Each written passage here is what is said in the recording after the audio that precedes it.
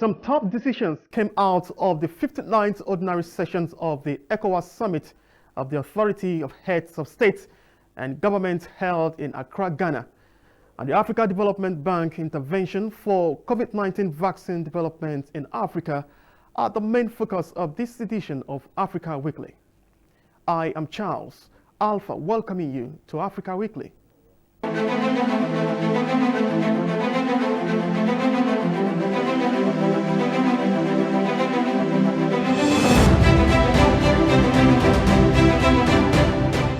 Single currency and trimming down of the number of commissioners from 15 to 7, as well as regional security, were the highlights of the recent 59th ECOWAS Summit of Authorities of Heads of States and Governments in Ghana. Here is the report.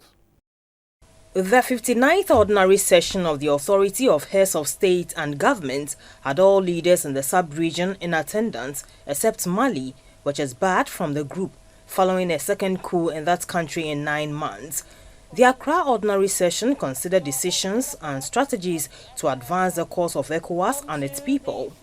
Ghana, Nigeria and Senegal came up as competent countries capable of leading the way in producing vaccines in the sub-region, since access to vaccines remains a major headache for West African leaders.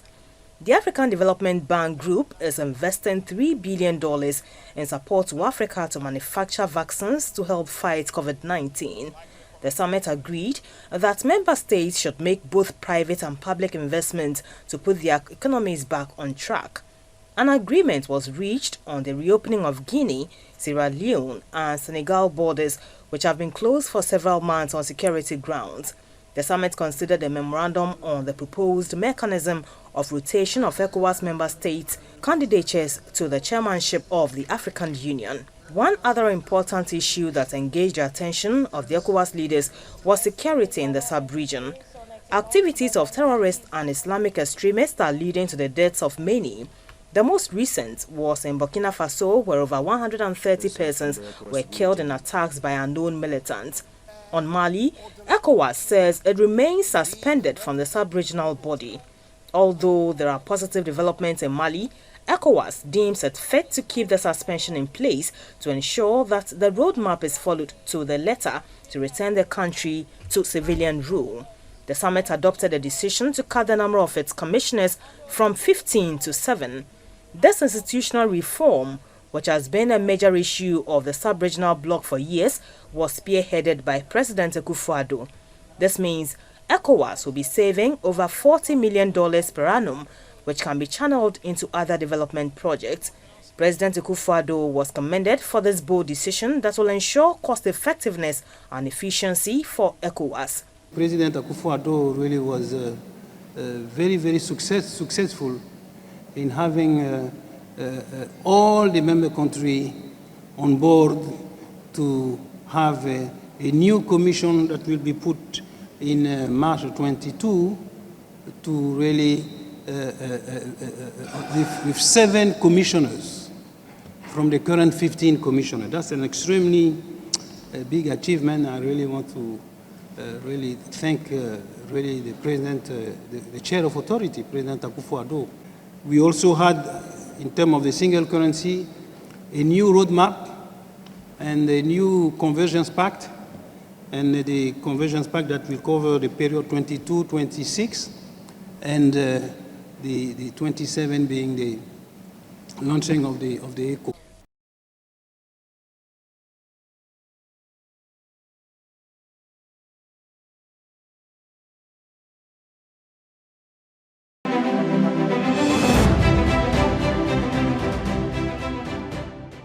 Joining us now in the studio to look at the implications of these decisions for the sub-region is a former Nigerian diplomat, Ambassador Usman Sarki.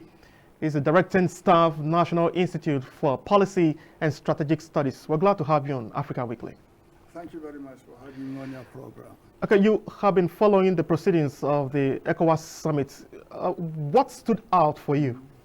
Well, the first thing, thank you very much, that stood out was actually the role Nigeria is playing in the region in terms of giving leadership and direction His Excellency President Muhammadu Buhari attends all the summits, and constructive ideas are proffered by Nigeria in terms of moving the collective ideals and aspirations of the regional grouping forward. Also, Nigeria's leadership is being manifested in the participation or the role given to His Excellency Dr. Goodluck Ebele Jonathan as the spear point of the reconciliation in Mali, whose actual report is one of the issues that were considered at the 59th ordinary session of the Authority of Heads of State and Government. So Nigeria's role is one giveaway or takeaway that actually came out, in the deliberations of the regional, leaders. The second is actually the movement, although gradual, perceptive, but not tentative. It's actually discernible movement towards integration of the region in terms of broad policy frameworks like monetary union, customs and excise, immigration matters, common security programs and policies affecting not only land-based security concerns like terrorism and banditry, but also piracy on the high seas in the Gulf of Guinea and the rest of the Atlantic littoral of West Africa. Okay, now the single currency issue has been on for quite some time now. Yes. What does this mean for the sub-region? Well, it means actually, actualizing physically in terms of resources, the unification or integration of the region. Common currency denotes ceding of sovereignty partially by member states towards actually creating a condition or situation whereby the essential component of trade and exchange and investment, which is currency, is being harmonized and unified under a West African central bank system. And that actually moves the region towards unification in terms of the economy, in terms of transactions, business, investments, and ease of doing business and facilitation of movement of people. So the common currency idea is being phased gradually. It's being held at two levels. One is being driven by the ministers of finance of the ECOWAS member states and the central banks of member states. So at these two structural and institutional levels, policies are being crafted that will be implemented first to be examined at the national level. And thereafter, it will be taken to the ministerial conferences for endorsement and then taken to the Authority of Heads of State and Government for final deliberation and adoption. So it is a very vital, integral move towards the integration of the Union. It's being done in phases, as I told you. The next phase is the 2022 to 2026 deliberations in terms of creating the structures and accelerating the momentum towards the establishment of the common currency. It's hoped that by 2027, a final decision will be submitted to the heads of state for adoption. And by then, it is hoped that we will have a common currency, the ECO, or by whatever name it will go. So central banks and ministers of finance are playing a critical role in this. Of course, they are advised by a team of experts, at the national and regional levels. Okay, now, at this point, let me ask, are you satisfied with the manner the ECOWAS has handled the Mali situation and the security issues in the sub-region? Yes, I am. As a diplomat, we know the processes are slow, painstaking, sometimes frustrating. But behind the scene, a lot of progress is being made in terms of making the actors realize in terms of adherence to international law, to the rule of law, and to decisions that have been adopted by ECOWAS member states in terms of the non-interference in the affairs of member states. But when it comes to forceful changes in government, unconstitutional changes in government, ECOWAS reserves the right to interfere in matters in that particular country. For instance, unconstitutional means were tried in Gambia to prolong the rule of Yahya Jammeh, but ECOWAS rallied around under the leadership of Nigeria and Senegal, to say no, enough is enough. And because of the pressure put on the regime at that time, today we have a democratically elected president in the Gambia. And we have seen the situation in other countries in the region where forceful changes were forestalled or condemned or reversed, as the case may be, by the intervention of ECOWAS. The former Nigerian diplomat, Ambassador Sariki Usman, they're talking to us. We want to say thank you very much for coming on the program. Thank you. It's a pleasure. Thank you so much. Thank you very much. Right. Thank you.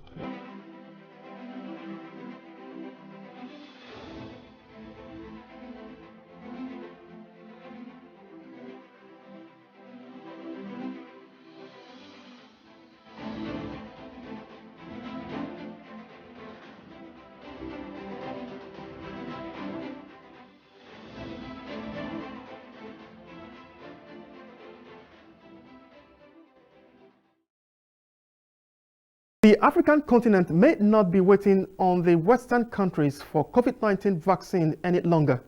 You may want to find out why. Don't worry, we'll tell you. Efforts are being championed by the African Development Bank in vaccine development and manufacturing. The 59th Ordinary Session of the Authority of ECOWAS Heads of State is coming at the time the African Development Bank is getting set for its annual general meeting. Akiwumi Adeshina was among the participants invited to address the African leaders. Africa should not be begging for. He speaks on the challenges of availability and accessibility of COVID-19 vaccines on the African continent, stressing that the continent needs solutions to help it navigate through the very challenging times posed by the COVID-19 pandemic. Africa should not be begging for vaccines. Africa should be producing vaccines. The African Development Bank president announced that the institution will support the continent as part of the vaccine plan of the African Union. The bank, he said, is planning to commit $3 billion to develop pharmaceutical industry in Africa. The African Development Bank will ramp up support to Africa to produce vaccines as part of the vaccines plan of the African Union. The bank will also commit $3 billion to developing the pharmaceutical industry in Africa. The bank has already made available $28 million funding to the Africa Centers for Disease Control and Prevention for COVID-19 Response Project. It has also provided $2 million in emergency assistance to the World Health Organization. The effects of the pandemic on the continent's economy have been massive. Africa's cumulative GDP losses are estimated between $145 billion and $190 billion. Africa, we need a lot of resources to support its recovery. Low-income sub-Saharan African countries alone will need $245 billion by 2030, while all of sub-Saharan Africa will need $425 billion by 2030. And the challenge of development just got even harder, as 30 million people fell into extreme poverty, and an estimated 39 million people could fall into poverty by the end of 2021.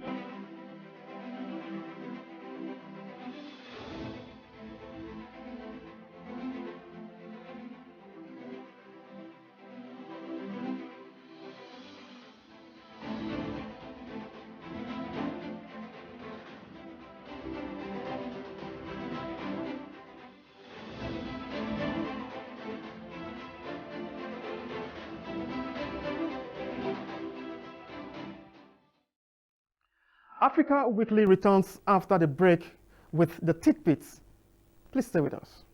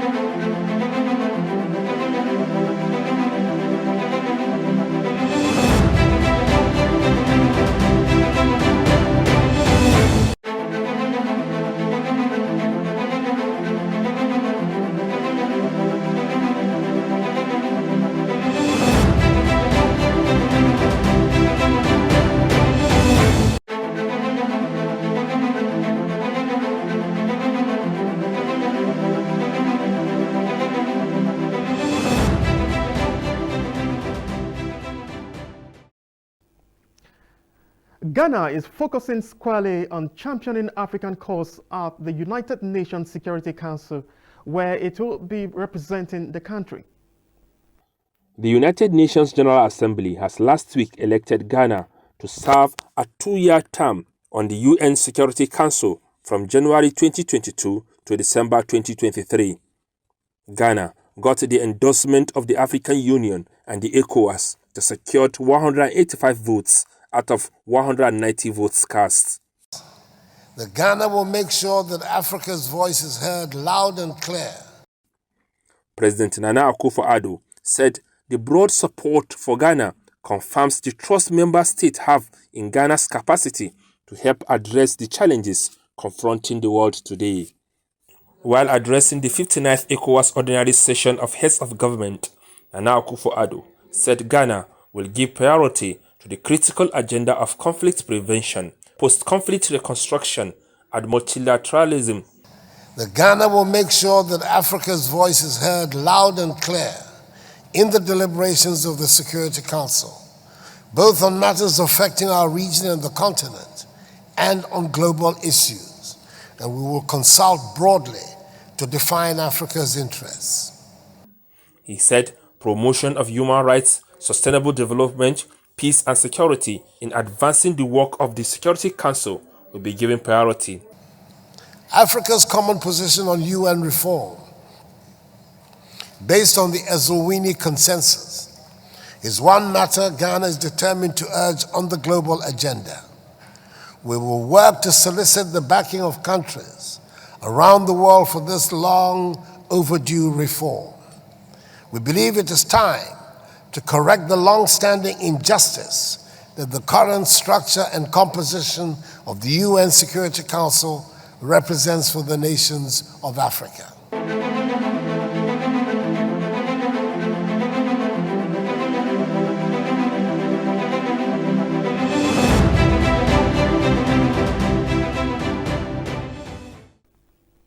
We'll take you to Kenya now, where President Uhuru Kenyatta is not happy over the way the European Union is engaging member states of the Organization of African, Caribbean, and Pacific Body. President Kenyatta, who is the president in office of the summit of the 79th member institution since 2019, said such decisions by EU were unnecessarily made and contravened Cotonou Agreement. I share the concern of affected OACPS member states that the unilateral approach adopted by the EU is against the spirit of the post-Cotonou Partnership Agreement. On the blacklisting of all ACPS countries on grounds of deficiency in anti-money laundering and financing of terrorism, the president said his office had unsuccessfully raised the matter with the highest levels of the EU's hierarchy. The unilateral application of measures, including sanctions by the EU, indeed as imposed on Burundi, has created sensitivities and concerns within our group.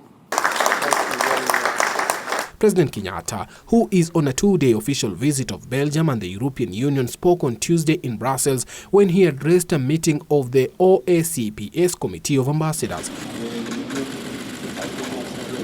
Early in the day, President Uhuru Kenyatta and European Council President Charles Michel unveiled a strategic dialogue framework through which they seek to step up their bilateral relations. In a joint statement released on Monday evening between Kenya and EU, agreed to cooperate more in domestic, regional and global interests such as democracy, governance and human rights.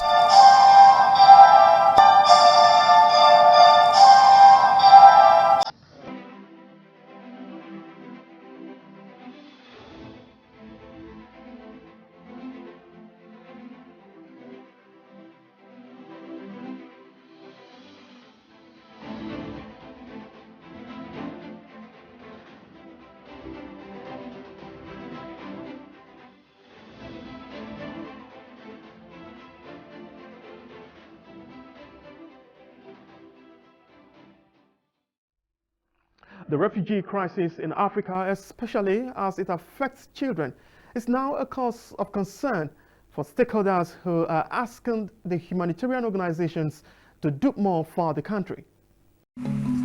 Most children flee fighting, while some witness terrible atrocities, including killing of parents, siblings, neighbors, and trucks running over people. Stories of missing friends and family members abound in refugee camps of most African countries.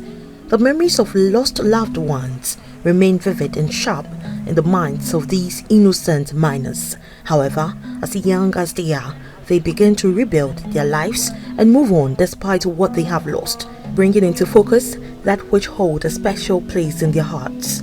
They come shooting, they were killing everyone, whether you are a man, woman, a young, whatever, you are blind, deaf, they put them inside the house, then they just burn the house. Africa has the largest share of children among its migrant population.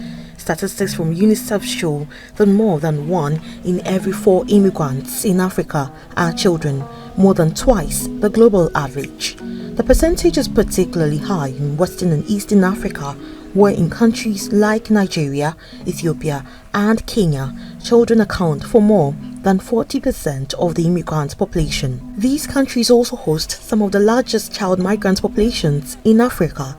In absolute terms, the largest is housed by South Africa with 642,000 migrants under the age of 18 as of 2017. We urge all member states to honor their obligations under the Convention on the Rights of the Child and repatriate children in a safe, voluntary, and dignified manner.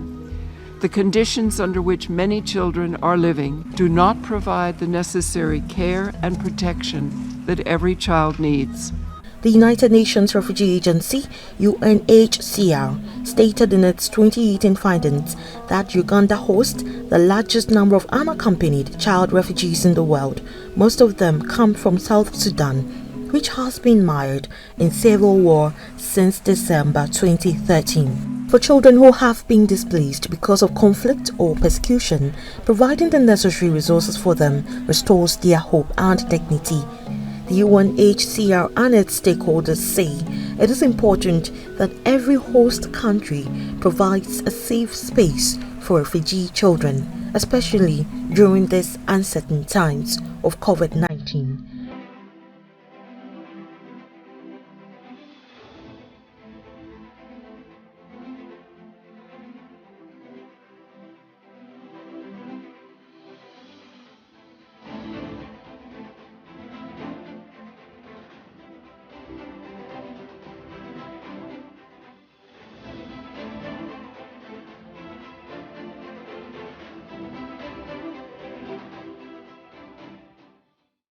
That's our package on this week's edition of Africa Weekly. Thanks for your time. I am Charles Alpha.